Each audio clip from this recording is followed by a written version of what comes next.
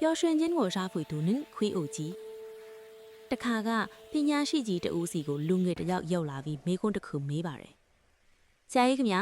ကျွန်တော်ဘဝမှာအောင်မြင်မှုတွေလည်းရနေပြီပတ်စံလည်းရှိတယ်ဒါပေမဲ့ဘာလို့ပျော်ရွှင်မှုဆိုတဲ့ happiness ကိုအပြည့်အဝမခံစားရတာလဲပျော်ရွှင်မှုဆိုတာဘယ်မှာရှိတယ်လဲဗျာပညာရှိကြီးကဘာမှမပြောဘဲအိမ်ရှိကခွေးအိုကြီးတစ်ကောင်ကိုလက်ညှိုးထိုးပြပါတယ်အဲ့ဒီခွေးကြီးကသူ့ရဲ့အမီးကိုပြန်ကိုက်ဖို့ပတ်ချလဲလိုက်နေတာပါဟောဒီခွေးကြီးကိုကြည်စမ်းသူကသူ့ရဲ့အမီးကိုပျော်ရွှင်မှုလို့ထင်နေတာ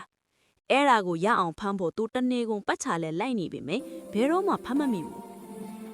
လူငယ်ကနားမလည်သလိုကြည့်နေတော့ပညာရှိကဆက်ပြောပါတယ်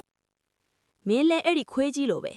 ပျော်ရွှင်မှုကိုမင်းရဲ့နောက်မှာရှိနေတဲ့အရာတစ်ခုဒါမှမဟုတ်အဝေးမှာရှိနေတဲ့ပန်းတိုင်တစ်ခုလို့ထင်ပြီးလိုက်ဖမ်းနေသည်မင်းမောနေုံပဲရှိမယ်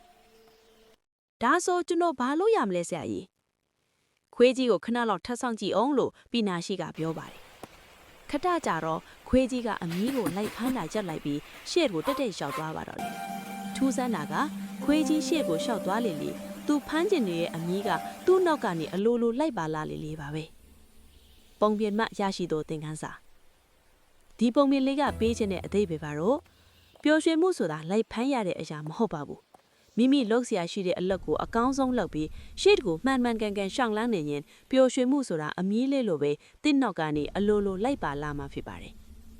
လက်ရှိအချိန်ကိုတန်ဖိုးထားဖို့နဲ့ရလက်ထက်လှုပ်ဆောင်ချက်အပေါ်အာရုံစိုက်ဖို့ဖြစ်ပါတယ်